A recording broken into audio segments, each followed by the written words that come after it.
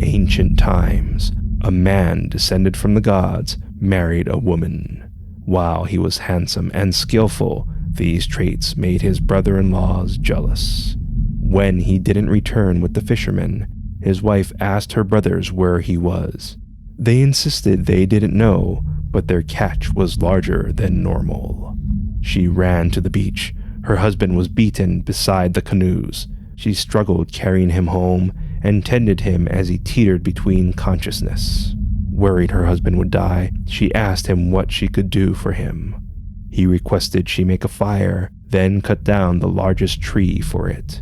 She did, and as flames danced in her husband's eyes, he vowed their son, who would be named Long Log of Wood for the fire, would avenge him. The husband was the Maori hero Tawhaki, and this is Legends from the Pacific.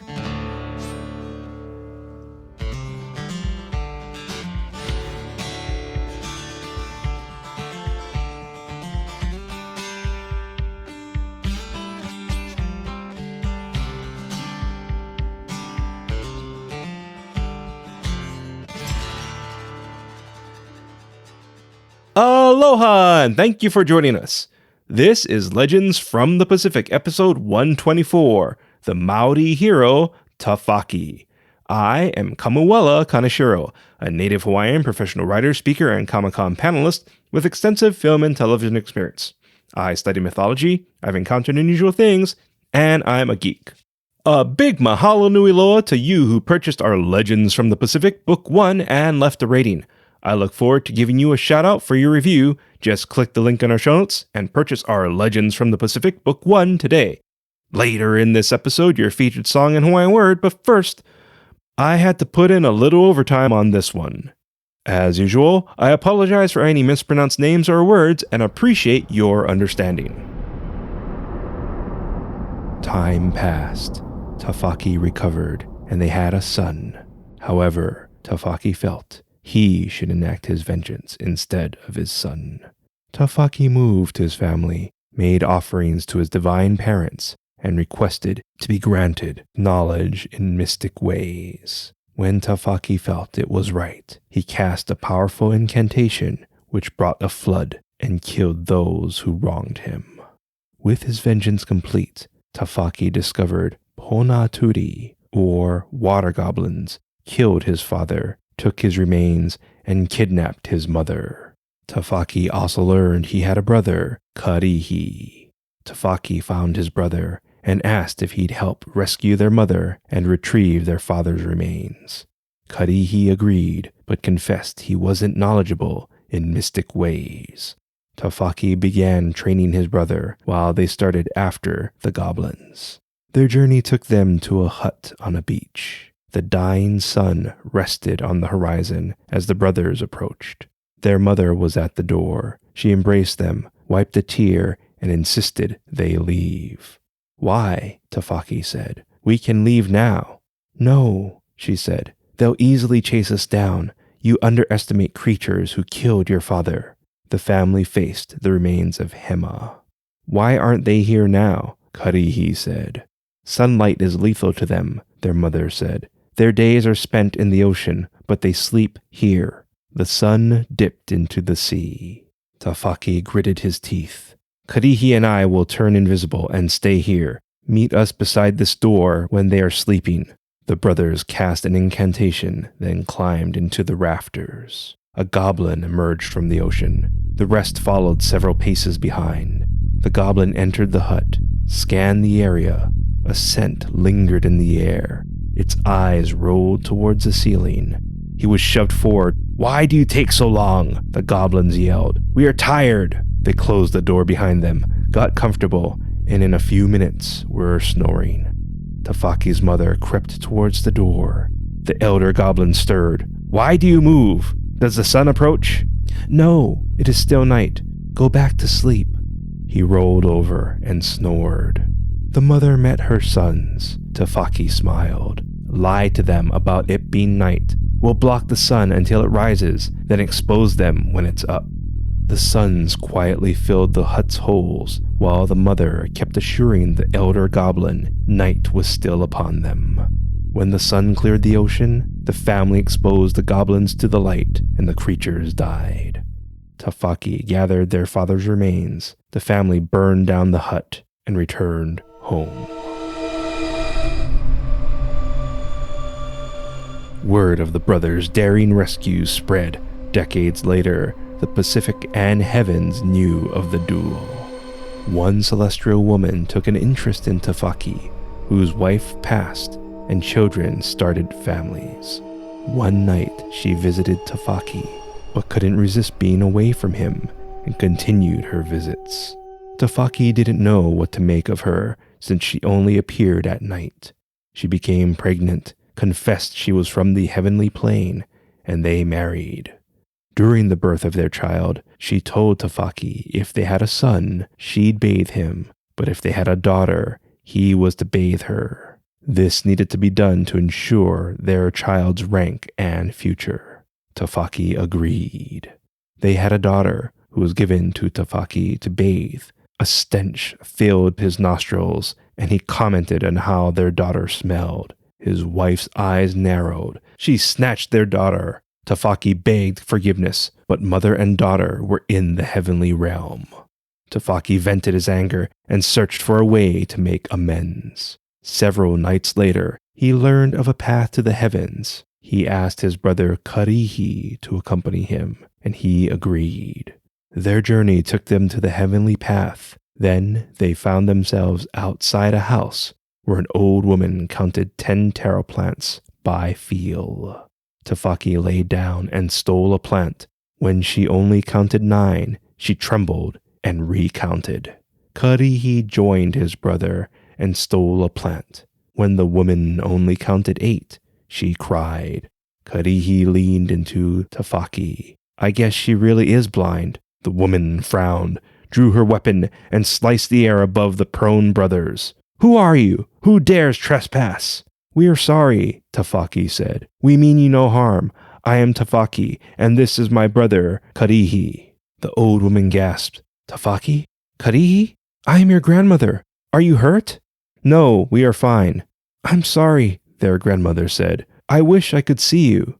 Tawhaki pressed his hand against her eyes, and her vision was restored. She embraced them and asked why they were here. Tawhaki told her he would like to be reunited with his wife. Their grandmother nodded. You are just in atoning. Rest here the night, for your path is still long. The brothers agreed. The next day their grandmother showed them the spiderwebs to the heavens, but warned to only climb the ones anchored to the world, and once they start climbing, don't look down, or they'll panic. Karihi jumped on a loose one. He swung towards the horizon. When he returned, Tawhaki told him to jump. Karihi did, and landed in the taro patch. Tawhaki told Karihi to return home, for it'd do no good if both of them were to perish.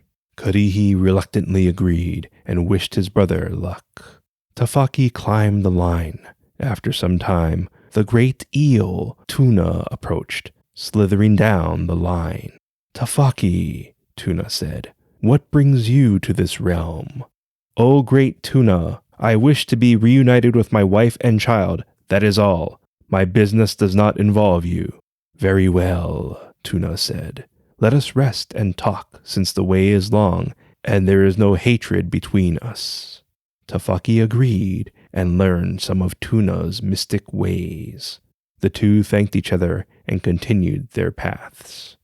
Tawhaki encountered the ancestors. They welcomed him and taught him more mystic ways. In the heavenly realm, Tawhaki didn't know how its inhabitants would welcome him. He chanted one of his new incantations and became an old man. Chopping from the wooded area got his attention. He followed the sounds and found several young men working on a canoe. They called over the old man and mocked him.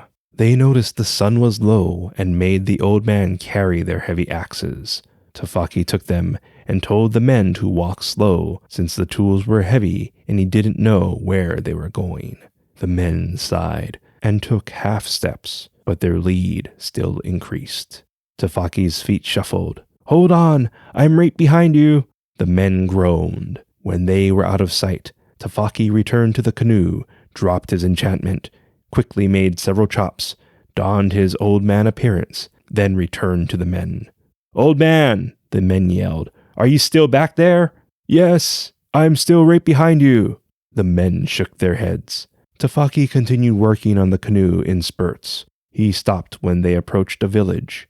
The men bragged to the women of how they found their new slave and told them their slave could carry their things. The women laughed while handing their things to Tawhaki, who accepted this as part of his atonement.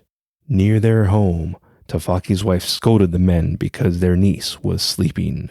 Tawhaki went to his wife. His brother-in-law stopped him. "Where are you going? It's tapu to begin there with her." Tawhaki passed them. The men grabbed him. "Leave him," his wife said. "But I said leave him." They released Tawhaki, and he sat beside his wife and daughter. The next day, Tawhaki joined his brother-in-laws and carried their axes to the canoe. The work he did shocked them. They admired the canoe, asking, "Who did this? It couldn't be Tane's wood spirits, for they are not in our realm." They worked till the sun began setting, gave Tawhaki their axes, and again trailed behind them while working on the canoe in spurts. The following day, the brothers were again shocked. This time they agreed to come back and hide in the bushes when they get clear of the old man, since he'd slow them down. When they did this, Tawhaki appeared beside the canoe, changed into himself, and began his work. The brothers didn't recognize Tawhaki, ran home and described him to their sister, asking if he was her husband. She agreed it sounded like him, and Tawhaki's old man form appeared in the doorway. "Tell me who you are," his wife said. He went to their daughter. "Tawhaki, is that you?" He held his infant. "Why are you here?" He faced his wife. "I'm here to ensure our daughter gets the proper life, fortune, and respect she deserves." Husband and wife embraced each other. The following day, Tawhaki completed his daughter's ceremony. He became the god of thunder and lightning, and they lived happily in the heavenly plain.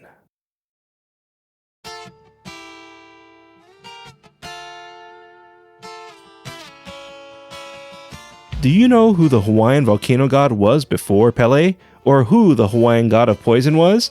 Become a Legends from the Pacific Patreon member to hear these rare stories, enjoy early access to our episodes, and other nifty benefits. So click the link in our show notes and become a Legends from the Pacific Patreon member today. As always, a big mahalo nui loa to our Patreon members, whose support keeps our show going. Just a reminder that our show is now released on Wednesdays instead of Sunday, but I do my best to have new episodes for our Patreon members before the weekend. It is believed thunder is from Tawhaki's walking in the heavens and lightning is from his armpits. While he is a popular deity, he is known by different names throughout the Pacific, which made this a challenging episode to research since there were so many variations to his stories and connections to other deities and creatures, like the Patupairihi. You see, some speculated the water goblins, or Ponaturi, from our second story, were Patupairihi. As far as variations, in our closing story it was vines or roots that needed to be climbed instead of spiderwebs. And instead of Tawhaki's brother Karihi returning home, he either died by picking a wrong web line or was killed another way. Another interesting twist is Tawhaki restored his grandmother's sight with Karihi's eyes. Then finally, Tawhaki's second wife was actually his celestial sister. Crazy. Today, Tawhaki is the name of a New Zealand aerospace project. There's also more about Tawhaki, but that's a story for another time. So, what'd we learn?